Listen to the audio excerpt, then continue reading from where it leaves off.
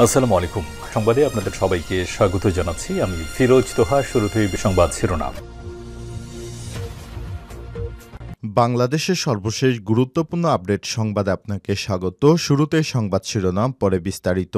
শুরুতেই জানাবো, দুই ব্যবসায়ীকে কুপিয়ে জখম, গ্রেপ্তার মিঠুনকে, থানা থেকে ছিনিয়ে নেয়ার চেষ্টা, ৮ পুলিশ সদস্য আহত। রাজধানীর এলিফ্যান্ট রোড ইসিএস কম্পিউটার সিটির মাল্টিপ্ল্যান সেন্টারের সামনে দুই ব্যবসায়ীকে কুপিয়ে জখম করার ঘটনায় গ্রেপ্তার মিঠুনকে নিউমার্কেট থানা থেকে ছিনিয়ে নেয়ার চেষ্টা করেছে দুর্বৃত্তরা। এ সময় নিউমার্কেট জোনের সহকারী কমিশনার এসি তারিক লতিফ সহ ৮ জন পুলিশ সদস্য আহত হয়েছে। শুক্রবার ২৪শে জানুয়ারি ভোরে এই ঘটনা ঘটে। রমনা বিভাগের উপপুলিশ কমিশনার মোহাম্মদ মাসুদ আলম চ্যানেল 24-কে এসব তথ্য নিশ্চিত করেছেন। এরপর জানাবো, ২৪-এর সংবিধান দিয়ে বহুদলীয় গণতন্ত্র প্রতিষ্ঠা অসম্ভব, বললেন নাসির উদ্দিন পাটোয়ারি।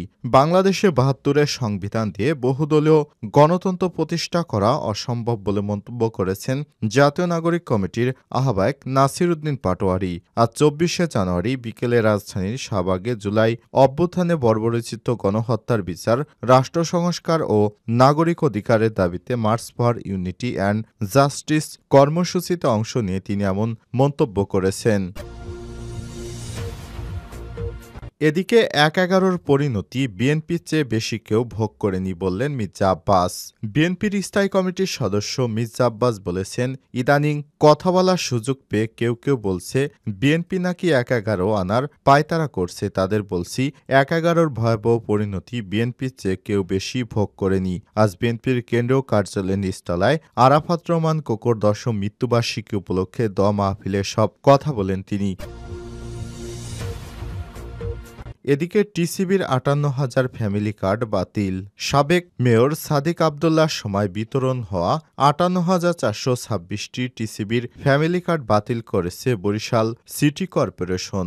৯০,০০০ কার্ডের মধ্যে এসব কার্ড সম্প্রতি বাতিল করা হয়। সিটি কর্পোরেশন কর্তৃপক্ষ জানায়, মিথ্যা তথ্য দিয়ে নিয়ম ভেঙে এক পরিবারে একাধিক টিসিবির কার্ড গ্রহণের মতো অভিযোগে সব কার্ড বাতিল করা হয়েছে। এবারে জানাবো, যুক্তরাষ্ট্রে ৫ শতাধিক অবৈধ অভিবাসীকে গ্রেপ্তার, বিমানে ফেরত পাঠানো হলো শত শত ব্যক্তিকে। দ্বিতীয় মেয়াদে হোয়াইট হাউসে ফেরার পরেই অবৈধ অভিবাসীদের বিরুদ্ধে পদক্ষেপ নিতে শুরু করেছে ডোনাল্ড ট্রাম্পের প্রশাসন। ইতিমধ্যে দেশটিতে ব্যাপক ধরপাকড় শুরু হয়েছে এবং ৫ শতাধিক অবৈধ অভিবাসীকে ইতিমধ্যেই গ্রেপ্তার করা হয়েছে এবং তাদেরকে বিমানযোগে দেশে পাঠানো হচ্ছে। এবং সর্বশেষ জানাবো, বাংলাদেশ সীমান্তে হঠাৎ অপস অ্যালার্ট মহড়া শুরু বিএসএফের।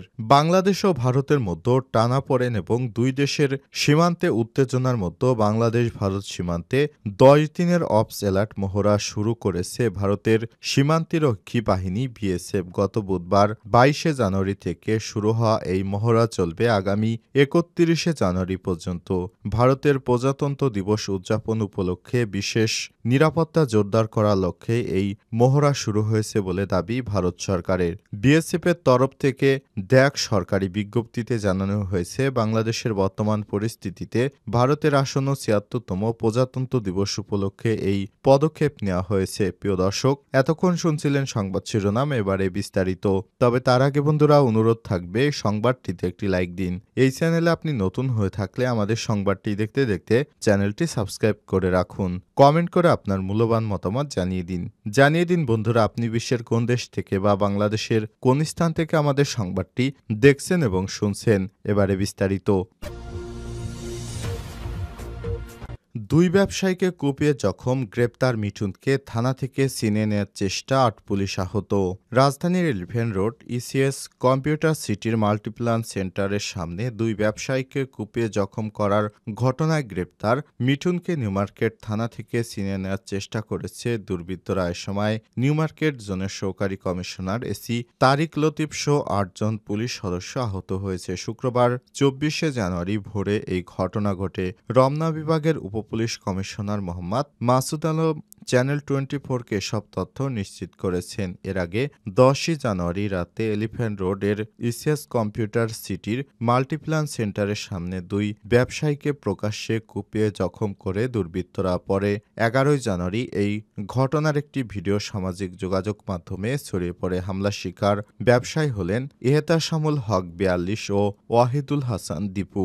আহত ওয়াহিদুল এলিফ্যান্ট রোড কম্পিউটার ব্যবসায়ী কল্যাণ সমিতির সভাপতি ও মাল্টিপ্ল্যান সেন্টারে ব্যবসায়ী মালিক সমিতির জ্যেষ্ঠ যুগ্ম আহ্বায়ক। এর এহতেশামুল হক হচ্ছেন ওই মার্কেটের ব্যবসায়ী সমিতির যুগ্ম আহ্বায়ক। ছড়িয়ে পড়া ভিডিওতে দেখা যায় মাল্টিপ্ল্যানের সামনে 4 থেকে 5 জন মিলে এহতেশামুল হককে চাপাতি দিয়ে আঘাত করছে। পাশে দাঁড়িয়ে আছে আরও 6 থেকে 7 জন। সবাই মুখোশ পরা চাপাতির আঘাতে এহতেশামুল রাস্তায় পড়ে যায়। এরপর তার উপর কোপ চালানো হয়। তিনি ওঠার চেষ্টা করতে থাকেন, কিন্তু হামলাকারীদের আঘাতে উঠতে না পেরে এক পর্যায়ে সড়কে শুয়ে পড়েন। তখন আঘাত করতে থাকে দুর্বৃত্তরা। আবারও তিনি ওঠার চেষ্টা করতে ব্যর্থ হন। হামলার সময় সড়কে পথচারী গাড়ি চলাচল করতে দেখা যায়, কিন্তু হামলাকারীদের ঠেকাতে কাউকে এগিয়ে আসতে দেখা যায়নি। 1.5 থেকে 2 মিনিট হামলাকারীরা সটকে পড়ে। 72-এর সংবিধান দিয়ে বহুদলীয় গণতন্ত্র প্রতিষ্ঠা অসম্ভব বললেন নাসির উদ্দিন পাটোয়ারি। বাংলাদেশের 72-এর সংবিধান দিয়ে বহুদলীয় গণতন্ত্র প্রতিষ্ঠা করা অসম্ভব বলে মন্তব্য করেছেন জাতীয় নাগরিক কমিটির আহ্বায়ক নাসির উদ্দিন পাটোয়ারি। শুক্রবার 24শে জানুয়ারি বিকেলে রাজধানীর শাহবাগে জুলাই অভ্যুত্থানে বর্বরচিত গণহত্যার বিচার, রাষ্ট্র সংস্কার ও নাগরিক অধিকারের দাবিতে March for unity and justice কর্মসূচিতে অংশ নিয়ে এমন মন্তব্য করেন তিনি। বিএনপি সহ সব রাজনৈতিক দলকে নতুন সংবিধান করার আহ্বান জানিয়ে নাসির উদ্দিন বলেছেন, বহুদলীয় গণতন্ত্র প্রতিষ্ঠায় একদলীয় সংবিধান দিয়ে কখনোই সম্ভব নয়। আমাদের বহুদলীয় গণতন্ত্রকে একটি সংবিধান দিতে হবে। যেই সংবিধান তৈরিতে 24-এ সুযোগ এসেছে তা কাজে লাগাতে হবে। গণপরিষদ নির্বাচনের জন্য নেতাকর্মীকে প্রস্তুতি নেওয়ার আহ্বান জানিয়ে তিনি বলেছেন, এই নির্বাচনের মধ্যেই রয়েছে বাংলাদেশে আগামী দিনের সম্ভাবনা এবং ভবিষ্যৎ। সংস্কার প্রক্রিয়ায় কেউ বাধা সৃষ্টি করলে সবাইকে প্রস্তুত থাকার আহ্বান জানিয়ে নাগরিক কমিটির এই নেতা বলেছেন, রক্ত দিয়েছি, রক্ত আরও দেব। বাংলাদেশের অগ্রযাত্রা অব্যাহত থাকবে ইনশাল্লাহ।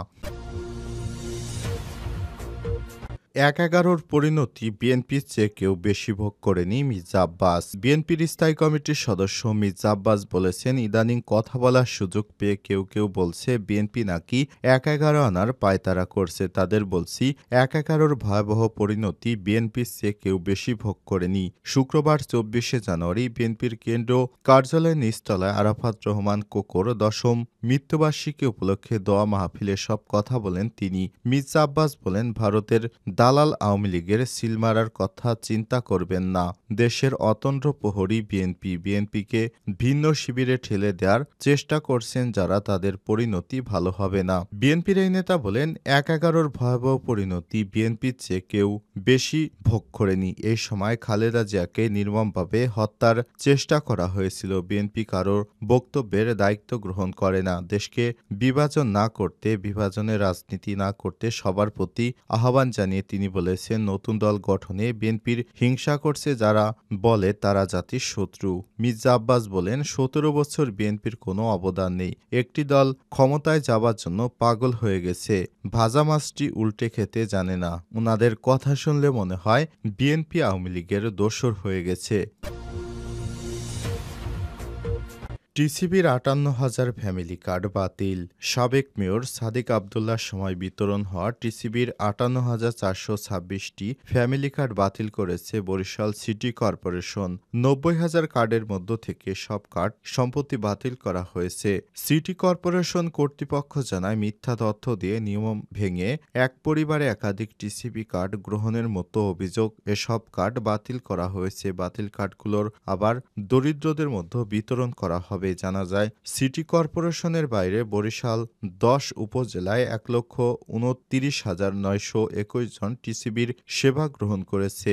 ৯১ জন ডিলারের মাধ্যমে তাদের মাঝে ৩টি পণ্য বিতরণ করা হয়: ২ লিটার তেল, ২ কেজি চাল, ৫ কেজি ডাল, যার মোট বাজার মূল্য ৯০০ টাকা। টিসিবির মাধ্যমে ভোক্তারা তা পাচ্ছেন মাত্র ৪৭০ টাকায়। টিসিবির বরিশালের সহকারী পরিচালক প্রকৌশলী শতদল মণ্ডল বলেছেন, যাচাই বাছাই শেষে ৫৮,৪২৬ কার্ডে অনিয়ম পেয়েছে সিটি কর্পোরেশন। এক পরিবার থেকে একাধিক কার্ড নেয়ার কোনো নিয়ম নেই। কিছু বাতিল কার্ডে তথ্য অসম্পূর্ণ ছিল, বাকিগুলো নির্ধারিত শর্ত পূরণ করেনি। তিনি আরও বলেছেন, টিসিবির পক্ষ থেকে সিটি কর্পোরেশনকে ৩১,৫৫৪টি স্মার্ট কার্ড ফেরত দিয়েছি। কার্ড বিতরণ শেষে আমরা পণ্য সরবরাহ করব।